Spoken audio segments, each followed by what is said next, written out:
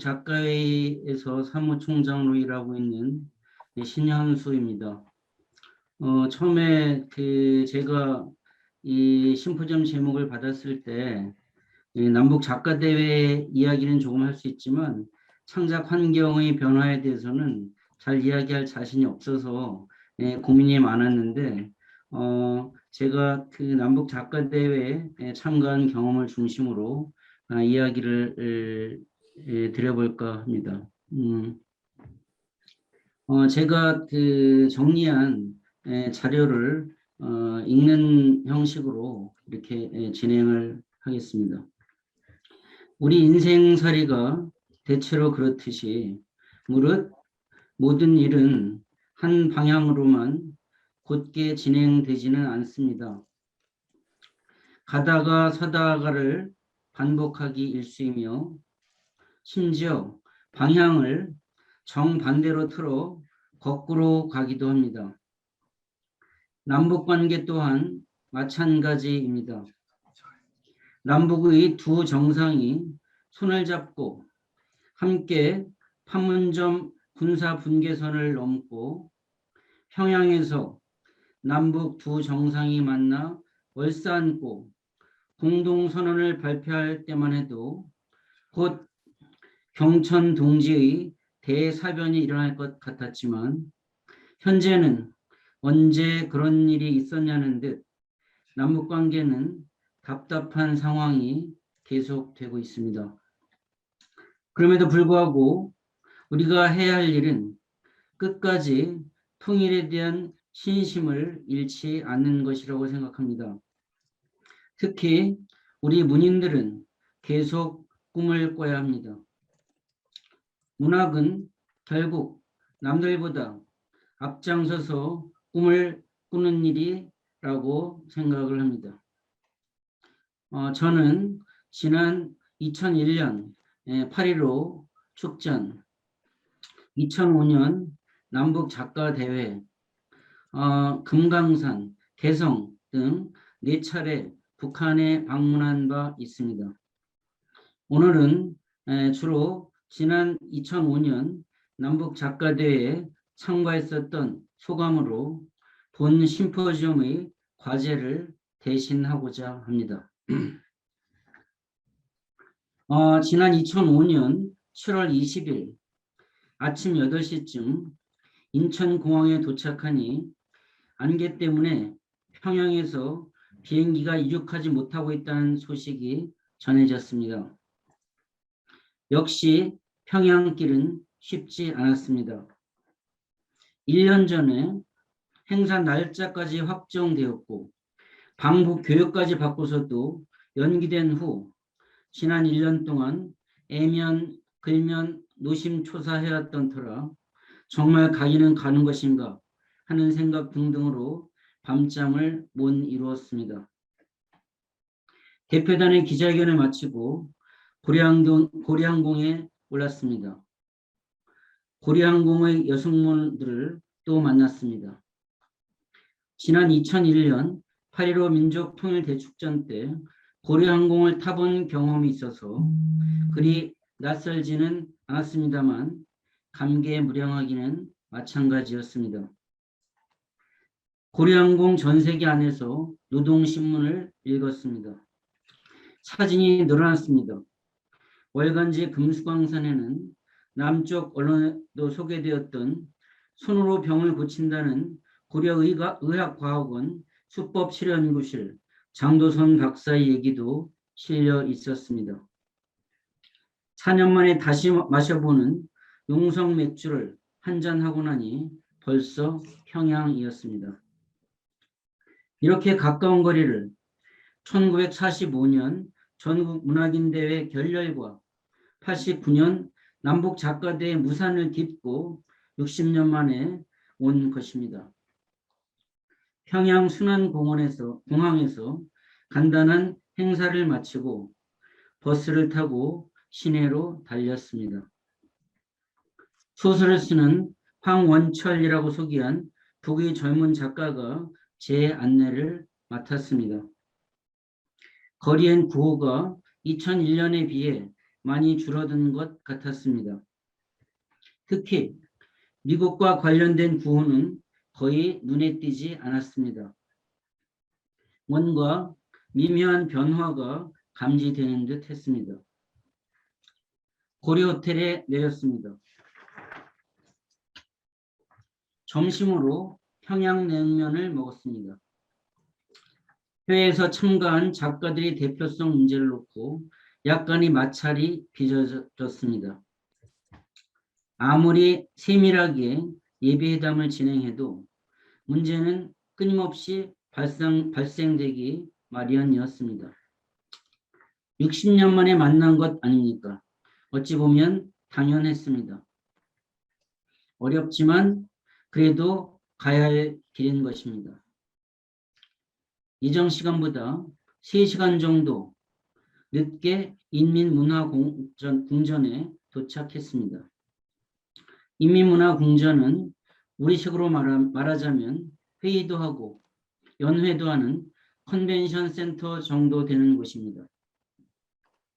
대회의실에 들어갔는데 그 흔한 박수조차 없었으면 물론 회의장의 분위기는 무겁다 못해 땅 밑으로 착 가라앉은 듯 했습니다. 하기야 앉은 그 자리에서 꼼짝없이 3-4시간을 기다린 북측 작가들의 심정이 이해가 안 가는 것은 아니었습니다. 다행히 이후 일정들은 순조롭게 진행되었습니다. 남측, 북측 해외 작가들이 장시간의 토론 끝에 6.15 민족문학인협회 구성, 6.15 통일문학상 제정, 기관지 통일문학 운영 등에 합의했습니다. 바야흐로 분단시대의 문학에서 6.15 시대의 문학, 자주 통일의 문학, 애국, 애족의 문학의 시작을 알리는 역사적 결정들이었습니다. 문학적 연방제의 시작이라고나 할까요? 회의를 마치고 만찬장으로 자리를 옮겼습니다. 아동문학을 하는 최치성, 시를 쓰는 한찬보 등 북의 작가들과 한 식탁에 앉았습니다.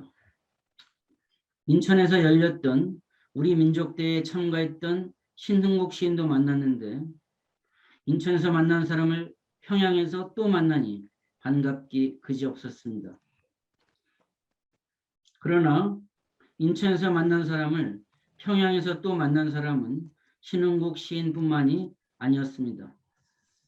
놀랍게도 인천 육상 경기대 협의와 평양 빵공장 방문차 미리 방북해 있던 인천연대의 박길상 사무처장, 현재 인천투데이 언론사 사장을 하고 있는 박길상 사무처장과 인천일보의 백종원 기자가 만찬장으로 성큼성큼 걸어 들어오는 것이었습니다.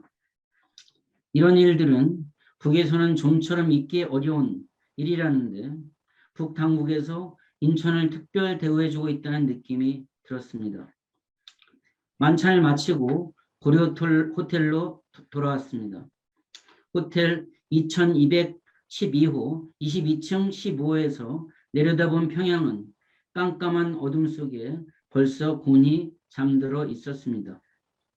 이번 대회에서 저는 사조 조장을 맡게 되었는데 우리 조는 봉순현이를 쓴 공지영, 절반의 실패를 쓴 이경자, 아베의 가족을 쓴 전상국, 닌내 각시더를 쓴 김영만 소설가들과 시를 쓰는 충남의 조재도 선생과 전북의 신영식 교수, 그리고 평론을 쓰는 전북대 국문과 임명준 교수님 등이었습니다. 핸드폰이 없으니 연락할 일이 생기면 일일이 방으로 찾아다닐 수밖에 없었으므로 기간 내내 조장 노릇이 만만치는 않았지만 조원들과 친해지는 계기가 되기도 하였습니다. 잠양화 1층 로비 생맥죽집으로 내려갔습니다. 4년 만에 다시 온 북쪽에서의 첫 밤을 흑맥주가 가만 내버려 두지 않았습니다. 7월 21일 이튿날 김주석 생가인 만경대 고향집, 김구등이 참가한 남북연석회의가 열렸던 대동강가의 숙성, 주체사상탑 등을 관람했습니다. 옥류관에서 냉면을 먹고 오후에는 개선문을 관람한 후 제복 인삼묘와 평양 산원, 우리말로 하면 산부인과입니다. 지하철 등을 나누어 관람했습니다. 남쪽에서는 납북 또는 월복 인사라고 부르는 사람들을, 북쪽에서는 제복 인사라고 부른다는 것을 처음 알았습니다. 저는 지하철을 관람했는데 부흥역에서 영광역까지 시승을 했습니다. 북쪽의 지하철은 듣던 대로 정말 깊었습니다. 매우 빠른 에스컬레이터로도 한참을 내려가야만 했습니다. 단순히 지하철의 깊이만 놓고 따져본다면 남과 북 어느 쪽이 정말 전쟁의 공포에 떠는지 짐작할 수 있을 것만 같았습니다. 학생 소년 궁전으로 물 관람했습니다. 큰 수영장에서 다이빙 연습을 하고 있는 학생들도 인상적이었지만 더욱 인상적이었던 것은 가야금반에서 가야금을 뛰어난 솜씨로 연주하던 네 쌍둥이 소녀들이었습니다. 올해 17살로 이름은 림일화, 림심화, 림충화, 림성화였습니다. 저는 네 쌍둥이에게 가야금을 가르치는 일이 사회주의 체제에서나 가능한 일이라는 생각이 들었습니다. 남에서는 재벌의 자식으로 태어나지 않는 한 네 쌍둥이에게 모두 한꺼번에 음악을 가르친다는 것은 100% 불가능에 가까운 일이라는 생각이 들었습니다. 민상음악당 옆 민족식당에서 한정식으로 저녁을 먹었습니다. 북에서는 오징어를 낙지로 부른다는 사실을 새삼 깨달았습니다.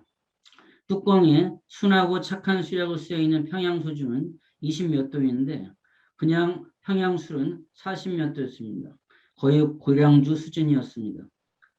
저녁 자리에서 신상우, 이대환, 정지아 작가들과 함께 자리에 앉게 되었습니다. 신상우 선생님은 70년대 그 엄혹한 시절에 그 누구보다도 먼저 통일문학을 해온 분이십니다. 그 후 거의 절필하시는 바람에 안타깝게도 세상에는 덜 알려져 있지만 신상우 선생님의 심야의 정담 같은 소설은 반드시 재평가받아야 마땅합니다. 사실 그분은 내가 젊은 시절부터 사숙했던 분으로 그분의 소설에 경도되어 대학원 학위 논문까지 심야의 정담으로 썼으면서도 그동안 인사도 못 드리고 살다가 이번에 북에 가서야 인사를 드릴 기회를 얻게 되었으니 방북의 가외의 소득이었습니다.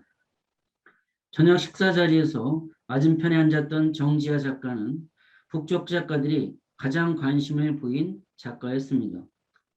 그녀의 장편소설 빨치산의 딸을 많은 북측 작가들이 기억하고 있었습니다. 7월 22일 순안공항으로 가서 백두산 가는 비행기를 탔습니다. 삼지연 공항은 4년 전과 마찬가지로 역시 시골 차부처럼 고즈넉했습니다. 맑은 공기를 조금이라도 더 마시기 위해서 숨을 빨리빨리 쉬었습니다. 버스에 올라 백두밀령으로 향했습니다. 백두밀령은 김일성 주석이 항일 무장투쟁을 벌였고 김정일 국방위원장이 태어났다고 하는 곳입니다. 백두산의 날씨는 문자 그대로 변화무쌍했습니다. 버스 안에서 천둥을 동반한 소나기를 만났는데 도착해서도 좀처럼 그칠 생각을 하지 않더니 한참 지나자 백두산 봉우리 위로 거짓말처럼 해가 떴습니다. 백두미력을 함께 관람한 북쪽의 작가들을 많이 만났습니다. 과감한 애정 묘사로 남쪽에서도 많은 관심을 받았던 황진이의 홍석중 선생. 홍석중 선생은 다 아시는 것처럼 임꺽정을 쓴 홍명희 선생님이 손자입니다. 1980년 후반 남측 대학생들에게 가장 많이 읽힌 장편소설 청춘 송가와 비전향 장기수를 다룬 통일연가 등을 쓴 남대현 선생, 남쪽의 어머니를 두는 오영재 시인 선생님 등을 만났습니다. 영하 수십 도를 오르는 내리는 백두산에서 문의 손잡이는 무엇으로 만들어야 손에 쩍쩍 달라붙지 않을까요? 그건 바로 노루발이었습니다. 버스가 백예봉 호텔로 갔습니다. 백예봉 호텔은 삼지연에서 서쪽으로 2km 지점에 있는 3층 높이 호텔입니다. 사방 어디서 올려보아도 베개처럼 보인다고 해서 이름 붙은 백예봉은 높이 1621m의 봉우리인데 이 백예봉 기슭에 자리 잡은 백예봉 호텔은 백두산을 한눈에 올려다볼 수 있으며 각종 편의시설을 갖추고 있는 호텔입니다. 총 100여 명을 수용하며 수수께끼는 주로 외국인인데 겨울철에는 북한 주민에게도 개방한다고 합니다. 호텔 내에는 서점, 기념품점, 연회장, 이발소, 식료품 상점 등이 있었습니다. 찬물은 손이 저려 도저히 씻을 수 없을 정도로 차가웠습니다. 백예봉 호텔의 열쇠고리가 참으로 인상적이었습니다. 어디서 많이 본 듯한데 우리 일행은 아닌 것 같아서 이름표를 자세히 보니 서원대 김정기 총장이었습니다. 북과 함께 개최한 고려 관련 세미나 때문에 방문한 모양이었습니다. 이미 북은 이렇게 자주 오가는 곳이 되고 말았습니다. 북으로 떠나오기 전날 김 위원장이 현대 백두산 관광권을 줄 예정이라는 보도를 보았습니다. 참 잘된 일입니다. 훼손도 하지 않는 범위 내에서 자꾸 왔다 갔다 해야 합니다. 저녁 식사 때 백두산 감자로 만든 원 감자떡이 나왔습니다. 강원도 양양 출신의 이경자 선생님이 원 감자떡의 맛에 대해 감탄하면서 감자에 대해 일장 연설을 펼쳤습니다. 썩어도 먹고 얼어도 먹는 유일한 식품이 감자라는 것이었습니다. 산책을 나갔습니다. 백두산의 길은 온통 붉은색이었습니다. 조용하니까 북쪽 분들이 감자를 굽고 있었습니다. 정일근 시인과 영상을 찍으러 함께 간 여산통신, 현재 문학TV 최희영 대표 등이 이미 구워놓은 백두산 감자를 얻어먹고 있었습니다. 저는 꿈을 꾸는 것 같았습니다. 북쪽의 인민들이 구워놓은 백두산 감자를 백두산에서 얻어먹다니 정말 꿈을 꾸는 것 같았습니다. 다음날 새벽 천지에서 해돋이를 기약하며 백두산의 꿈속에서 일찍 잠들었습니다. 7월 23일 드디어 백두산에 오르는 날이었습니다. 새벽 2시에 일어났습니다. 보름에 가까운 달만 휘영청 밝을 뿐 사이는 온통 칠흑 같은 어둠이었습니다. 버스의 헤드라이트가 간신히 길을 더듬어 나갔습니다. 백두산 천지에 가까워질수록 사위는 희부연 색깔을 띠었습니다. 드디어 장군봉 밑의 개활지에 도착했습니다. 약간을 걸어 올라가니 드디어 천지였습니다. 서 있기 어려울 정도 바람은 불었지만 다행히 날은 흐리지 않았습니다. 백두산에 와서 두 번 다 천지를 봤으니 저는 운이 억세게 좋은 편이었습니다. 왼쪽엔 달이 떠 있고 오른쪽에서는 해가 떠오르려고 하고 있었습니다. 해와 달이 있고 남과 북이 있었습니다. 7월 23일 백두산 천지의 새벽, 그곳에는 전쟁과 분단은 없었습니다. 해돋이에 맞춰 민족문학의 새벽 행사가 시작되었습니다. 북의 리호근 시인, 남의 은희경 작가가 공동사회를 받습니다. 김형수 민족문학 작가의 사무총장과 장혜명 조선작가동맹 부위원장이 본대에서 채택한 공동선언문을 낭독했습니다. 두 사람은 이번 대회의 실질적인 주역이었습니다. 이어 고은 시인이 다시 백두산에서라는 시를 낭독했고 홍석중 선생은 사람이 마음을 모으면 하늘을 이긴다. 우리는 6.15 공동선언으로 모아졌다며 유창하게 원고 없이 연설을 했습니다. 북측 인사가 공식 행사에서 원고 없이 연설하는 것은 보기 드문 일이라고 합니다. 그 밖에도 송기숙, 안도현, 남대현, 현경 선생 등이 나와 각자의 시를 읽거나 소감을 밝혔습니다. 정자 작가는 김남주 시인의 시 조곤 하나다를 낭독했고 북의 의영재 시인은 자분성 굳게 잡읍시다를 낭송했습니다.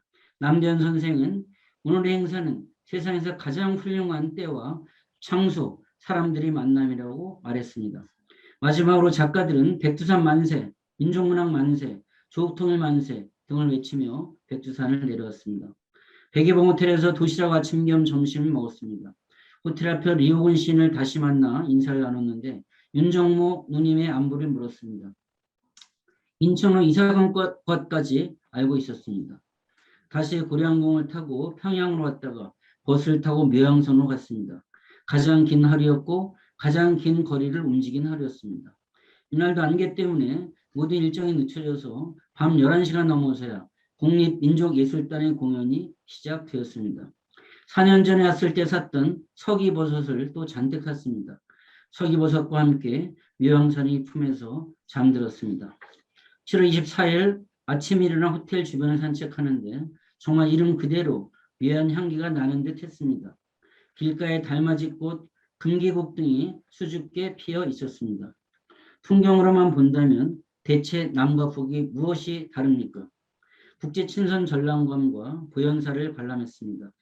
남한문인들이 참석한 가운데 보현사 정명스님 독경을 시작으로 20여 분 동안 예불이 진행됐습니다. 그런데 놀랍게도 4년 전에 왔을 때 만난 내 시집에도 나온 그 정화라는 해설 강사를 또 만났습니다. 그때 다음에 오면 시를 읽겠다고 약속했는데 이렇게 다시 만날 줄은 정말 몰랐습니다. 이럴 줄 알았으면 시집을 아니 선물이라도 준비해 올 걸. 그녀에게 너무 미안했습니다. 아직 시집을 안 갔다고 했습니다. 통일사업에 너무 바빠 시집 안 갔냐고 농담삼아 물었더니 감정이 메말라서 못 갔다고 했습니다. 말투가 남과 북이 거꾸로 된 느낌입니다. 이번에 시를 또 읽어보라고 해서 다음에 오면 정말로 시를 읽겠다고 했더니 세상사 모두 시 쓴 다음에 쓸 거냐고 받아쳤습니다. 북적 여성들 말로는 절대 못 이깁니다. 평양으로 오는 길에 청천강에서 쉬었습니다. 살수대첩 청천강 역사책에서 보던 강 앞에 막상 서 있으니 도대체 실감이 나질 않았습니다. 인민문화궁전에서 폐막 연회를 했습니다. 북의 남대현 작가와 남의 김은 작가가 서울 도남초등학교 동기동창인 것이 확인되었습니다. 연회를 마치고 고려호텔로 돌아왔습니다. 천천히 돌아가는 44층 스카이라운지에서 늦은 시간까지 사조 단합대회를 했습니다. 7월 25일 마지막 날 금강판매소에 가서 간단한 쇼핑을 하고 단고기로 점심을 먹었습니다. 밥 먹는 동안 쉬는 줄 아는 봉사원이 노래방 반주에 맞춰 심장에 남는 사람, 준마처녀, 휘파람, 다시 만나요 등을 불렀는데 정말 기가 막히게 노래를 잘했습니다. 공항에서 박철 시인, 황원철 작가, 미나엽이 김학송 등과 이별했습니다. 김학송에게 2001년에 방문했을 때 의형제를 맺었던 박희철에게 시집을 전해달라고 부탁했습니다. 내 시 읽어봤냐고 물었습니다. 이미 세상은 북녘의 독자를 염두에 두고 시를 써야 하는 세상으로 바뀌었습니다. 황원철이 눈이 벌개지는 걸 보았습니다. 나도 눈물이 나려고 했지만 참았습니다. 25일 오후 4시 9분 제615 편이 평양 공항을 일으켰습니다. 만경대 고향집을 방문했을 때 정말로 아무 생각 없이 그림 하나 샀습니다. 그 그림 지금 내 책꽂이 중간에 놓여 있습니다. 이 글을 쓰면서 쳐다보다 생각하니 아니 내가 저걸 왜 샀지? 만경대 고향집은 김유석이 생가 아니던 것. 이래도 되나? 60년이든 분단이라는 괴물은 내 내면을 이렇게 황폐하게 만들었습니다. 그림 하나에도 안절부절 못하게. 세상은 살처럼 빠르게 변하지만 내 내면은 여전히 이렇게 우스꽝스럽습니다. 백낙청 선생은 이번 만남은 핏줄을 인다는 비유를 넘어 피를 맑게 하는 작업이며 이는 바로 우리 사회에서 작가들이 해야 할 몫이라고 말했습니다. 1945년 전국문학인대회 좌절 이후 60년 만에 만났으니 앞길이 쉽지만은 않을 것입니다. 남쪽에서 북측의 주체 문학을 염려하는 것처럼 북측은 남쪽의 상업지 문학을 걱정합니다. 그러나 이제 남과 북의 작가들이 내면의 교류가 시작되었음을 그 누구도 부인할 수 없습니다. 인천공항에 내리니 무슨 서양에 온 듯한 느낌이었습니다. 착잡했습니다. 영혼을 팔아 밥을 먹게 된 남쪽과 영혼을 팔지 않으려고 안간힘을 쓰고 있는 북쪽. 어쩌면 이렇게 남과 북이 극적으로 정반될 수 있을까? 통일되면 남과 북 모두 영혼을 팔지 않고도 밥을 잘 먹을 수 있게 되지 않을까? 그런 세상을 만드는데 내 시가 무엇을 할 수 있을까? 남북 작가들이 합의한 역사적 선언문을 다시 한번 적어 봅니다. 마무리하겠습니다. 네. 북에 한번 다녀오면 TV에 나오는 북한 장면이 예사로 보이지 않습니다. 신문에 나오는 북 관련 기사 사진들을 더 꼼꼼히 보고 읽게 됩니다. 그러나 안타깝게도 이 글을 정리하고 있는 현재 남과 북은 또 경색 국면입니다. 언제 통일죽전 같은 행사가 있었는가 싶게, 언제 작가대회 같은 행사가 있었나 싶게 꽉 막혀 있습니다. 제가 정리한 민족작가대 참가 소감문과 방북 기획문이 마치 시대착오적인, 마치 일부러 지어낸 소설 같은 느낌마저 듭니다. 그러나 통일은 일희일비하지 말아야 한다고 생각합니다. 통일은 오랜 시간 지나지 않아 반드시 옵니다. 그것만이 우리 민족이 함께 살아남는 유일한 길이기 때문입니다. 현재 남북 작가대회 이후 창작 환경의 변화는 그다지 없습니다. 결국 우리 창작 환경은 우리가 만들어 나가야 하는 것이 아닐까 생각합니다. 민족 작가대회 결의안 6.15 민족문학인협회도 지속되어야 합니다. 2호까지 발간되다 현재 중단된 통일문학도 다시 나와야 합니다. 정도상 작가는 언론과 가진 인터뷰에서 통일문학 의미에 대해 여러 가지로 말한 바도 있습니다. 통일은 서로의 체제와 이념에 대해 무조건 미화하고 경계하고 욕하는 것이 아니라 서로의 체제와 이념의 차이에 대해 이해하고 인정하는 속에서 시작되는 것입니다. 그렇지 않다면 통일의 길은 요원하며 단언컨대 우리 민족은 남북 모두 어두운 나락으로 떨어지고 말게 될 것입니다. 남과 북은 한 몸에 머리가 둘 다닌 인간입니다. 어느 쪽 한쪽이 병들고 아플 때 함께 아파하고 쓰다듬고 붙여주지 않고 오히려 비웃거나 구경만 하고 있다면 나머지 한쪽도 결국은 죽고 맙니다. 왜냐하면 그들은 비록 머리는 둘이지만 몸은 한 몸이기 때문입니다. 이 시대의 최고의 과제는 남과 북의 정상이 합의한 6.15 공동선언의 정신을 실현하고 실천하는 것입니다. 그것이야말로 우리 결의를 살리고 우리 민족을 살리는 유일하고도 완전한 길이라는 것에 저는 추호도 의심이 없습니다. 통일 세상이 왔을 때 부끄럽지 않기 위해서 무엇을 해야 할까? 저는 여전히 고민하고 있습니다. 이상 긴 발제문을 들어주셔서 고맙습니다. 이상으로 마치겠습니다. 감사합니다. 네, 신현수 선생님 발표 잘 들었습니다. 남북 작가 대회가 벌써 횟수로 거의 20년이 다 돼가고 있는 시간이 흘렀습니다. 그 이후에 창작 환경의 변화는 오히려 남북 관계의 그 굴곡 때문에 그렇게까지 많이 변화했는가라는 회의의 말씀을 좀 밝혀주시긴 했지만 결국 그 창작 환경의 변화라는 것은 작가들이 만들어가야 된다라는 과제도 함께 말씀해 주셨습니다. 거기에 대해서 최재인 시인의 토론을 듣도록 하겠습니다. 질의 듣고 신현수 선생님 답변 듣고 그렇게 진행하겠습니다. 그 토론문은 제가 그 PDF 자료집을 대체하면 될 것 같고요. 그냥 간략하게 의견들, 질문들만 정리해서 말씀드리겠습니다. 남북 작가 대회에 참여한 북한 작가들의 작품들을 찾아 읽으려고 좀 애를 썼는데요. 몇몇 작품 외에는 살펴보기가 어려웠습니다. 그 도서출판 아시아에서 아시아문학선이라는 시리즈로 백남농 작가의 벗이라든지 남대현 작가의 청춘송가,李이찬 작가의 단풍은 낙엽이 아니다 등을 2018년에 출간한 바가 있고, 그 이전에는 남북 작가 1,004명의 작품 5,378편이 실린 통일문학 전집이 CD롬으로 발간된 바가 있습니다. 그러니까 북한 문학을 알리려는 크고 작은 노력에도 불구하고 여전히 우리 독자들, 그리고 미래 독자들은 북한 문학을 낯설게 느끼고 있는 듯 합니다.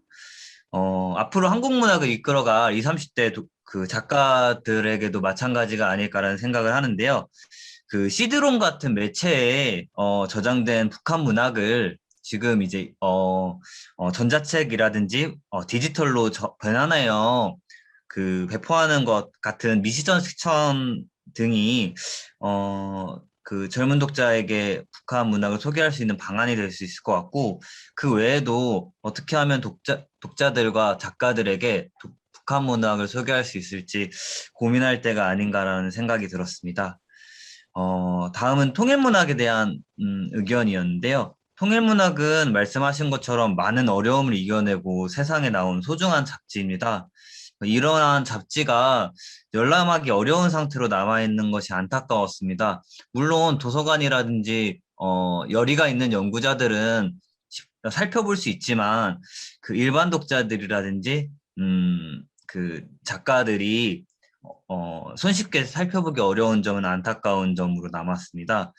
월간 현대문학이라든지 개간 창작가 비평 등이 디지털 형태, 전자책 형태로 자료를 아카이빙 한 것과 같은 시도는 통일문학 또한 좀 고려해 볼 만한 방안이 아닐까 생각을 해보았습니다.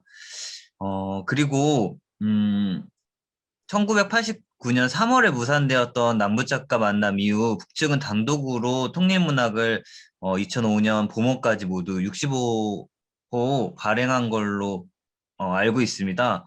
이처럼 이번에는 우리가 여러한 어떤 플랫폼 등으로 통일문학을 이어가는 것도 통일문학을 만들어 놓고 이제 북한 작가들을 기다리는 것도 하나의 방안이지 않을까 하는 생각을 해봤습니다.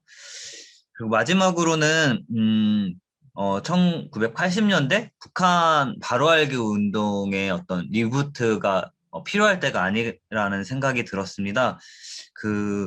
서울대 통일평화연구원이 10월 5일에 공개한 2021년 통일의식 조사에 따르면 1991년 이후 출생한 밀레니엄 세대 가운데 74.1%가 북한에 무관심한 것으로 확인되었습니다. 지속적인 통일운동과 통일 문학이 가능하려면 밀레니엄 세대의 동참이 무엇보다 중요하다고 생각합니다. 그러기 위해선 미래 세대 독자들, 미래 작가들, 이를테면 장강명 작가의 우리의 소원은 전쟁 같은 새로운 어떤 통일문학의 발굴이 시급하다는 생각을 했습니다. 하나의 사례에 불과하겠지만 제11회 6.15 통일문학상 공모에는 이러한 이러한 조건들이 달려 있는데요. 주제들을 명시하고 있는데요. 평화통일, 민주자주, 민족 화해협력, 남북교류, 민주주의 등의 내용이 포함된 주제를 이제 명시하고 있는데요. 이러한 사례에서 짐작할 수 있듯 지원자들의 통일과 북한에 대한 상상력을 제한하는 행사는 좀 지양해야 할 것이라고 생각합니다. 그것이 불온한 것이라도 포용할 수 있는 토론과 비평의 장이 필요한 때가 아니라는 생각이 듭니다. 마지막으로 통일문학의 정신을 계승한다는 것은 어쩌면 새로운 문학과 과거 문학이 아니라 새로운 문학과 관계 맺는 게 아닐까 하고 생각했습니다. 신현 선생님도 언급하신 것처럼 정준생 작가의 말처럼 문학을 통해 어떻게 소통할 것인지가 중요하다고 저도 생각합니다. 그래서 이제 지금의 문학은 무엇을 향해 가고 있는가를 진단하고 지금의 문학이 통일을 어떻게 그려낼 수 있을지 상상하는 실험의 장이 펼쳐지길 바라는 마음입니다. 이상으로 마치겠습니다. 네네. 네, 남북 작가대회 이후 창작 환경의 변화라는 것은 작가들이 계속 만들어 나가야 되는 것이다라는 신현 선생님의 발제에 이어서 그에 대한 응답처럼 최지인 시인이 지금의 젊은 세대에게 북한 문학은 어떻게 더 새로운 매체를 통해서 새로운 문학을 통해서 확산될 수 있을 것인가를 좀 적극적으로 고민해야 되는 것이 아닌가에 대한 질의를 했습니다. 그러면 여기에 대해서 신현 선생님 그 답변을 들어보도록 하겠습니다. 최진 시인의 토론문 잘 읽어봤고요. 당연히 최진 시인의 토론문 전 다 동의를 하고, 근데 이제 통일문학 2호까지 나온 이런 또 이제 북쪽 분들의 어떤 작가들의 저작권 문제 이런 것들이 이제 어떻게 되는지 잘 모르겠는데 그런 것들이 문제가 없다면 우리 민족문학 남측회에서 윤석정 정우상 대표나 윤석정 씨 노력을 좀 해서 적절한 고민해 볼 필요가 있다고 생각을 합니다. 저도 이 젊은 그 소위 MZ 세대 또는 젊은이들 우리 이제 작가에도 점포라는 그 이제 그 모임이 있고 한데 그 우리 후배 세대들에 대해서 이런 이야기를 어떻게 계승 전달할까 사실은 늘 고민이고요. 세상이 너무 많이 달라지고 해서 또 사실 통일 문제에 관심을 갖기에는 너무 젊은이들의 삶이 팍팍하고 힘들고 그래서 사실은 젊은이들의 삶이 팍팍하고 힘든 건 통일이 안 돼서 그 벌어진 문제가 사실 많거든요. 그래서 이게 좀만 거꾸로 생각하면 많은 문제가 이렇게 그 현재 젊은이들의 어려움과 고통을 뭐 일거에는 아니지만 그 많은 부분 해결할 수도 있는 부분이 있거든요. 이 뭐 통일, 이 분담 비용 이런 것만 생각해도 그렇고 그래서 늘 사실 고민이 많고 저도 뭐 어떻게 해야 된다. 뚜렷 해결책은 갖고 있지는 않아요. 근데 그럼에도 불구하고 제 문학 쪽에서는 교류나 이런 것도 많이 중단돼 있지만 지금 정노상 선생이나 윤석 선생이 노력하고 있는 그 결의말 대사전 있잖아요. 지금 이렇게 남북 같이 이렇게 작업하고 있는 그건 계속 지금 그 작업되고 있고 지금 뭐 여러 가지 정치적 그 이동성 때문에 이렇게 좀 굴곡이 있긴 하지만 그 위대한 작업이 지금도 계속 지속되고 있고 이게 꼭 무슨 뭐 어떤 문학적 성과는 아니지만 이건 굉장히 어떤 큰 역사적인 이런 것들이 계속 도도하게 지금 진행이 되고 있다. 다 막힌 건 아니다. 이런 희망을 또 갖고 있거든요. 그래서 앞으로 만나서 이런 시간이 너무 짧으니까 최진신 그런 제 후배 세대를 만나서 자꾸 좀 이야기해보고 토론해보고 이래서 좀 길을 열어갔으면 좋겠다는 생각이 듭니다. 고맙습니다. 네. 최진신 뭐 추가로도 하시고 싶은 말씀 있으신가요? 신현수 선생님 말씀처럼 다시 그 남북 작가 대회가 열려서 결국에 지금 만나지 않으면 되게 미지의 존재이고 정말 낯선 존재인데 사람과 사람이 만나면은 쉽게 해결될 수 있는 문제가 분명히 있다고 생각을 하거든요. 그게 어쨌든 문학의 일이고 사람의 일이라는 생각이 들고 읽고 만나고 하는 기회가 앞으로 계속 펼쳐질 수 있기를 바라는 마음입니다. 네, 그런 만남이나 문학의 변화를 위해서 지금 오늘 심포지엄도 하고 있는 것이 아닌가 하는 생각이 듭니다. 그리고 최진신이 얘기했고 신현수 선생님이 말씀하신 부분들 같은 경우도 신현수 선생님은 창작 환경의 변화에서 본인이 그 남북 작가대회 북한을 다녀온 경험을 중심으로 이야기를 했는데 다른 경험이 다른 몸을 만들고 또 다른 문학을 만든다는 생각이 들어요. 그래서 신현수 선생님이 겪었던 일들이 선생님께 다른 문학을 만들 기회를 줬듯이 또 최진신이 얘기하는 다른 세대의 작가들이 또 다른 경험과 다른 매체들을 통해서 다른 문학을 계속 만들어 나가고 있다는 생각이 들어요. 그래서 그런 부분들이 어떻게 앞으로 또 새로운 문학을 만드는 길로 나갈 수 있을까 하는 것은 작가들이 계속 고민해야 될 사항이라는 생각이 듭니다. 그러면 남북 작가대회 이후 창작 환경의 변화에 대한 발표와 토론을 이것으로 마치도록 하겠습니다. 네, 수고 많으셨습니다. 네.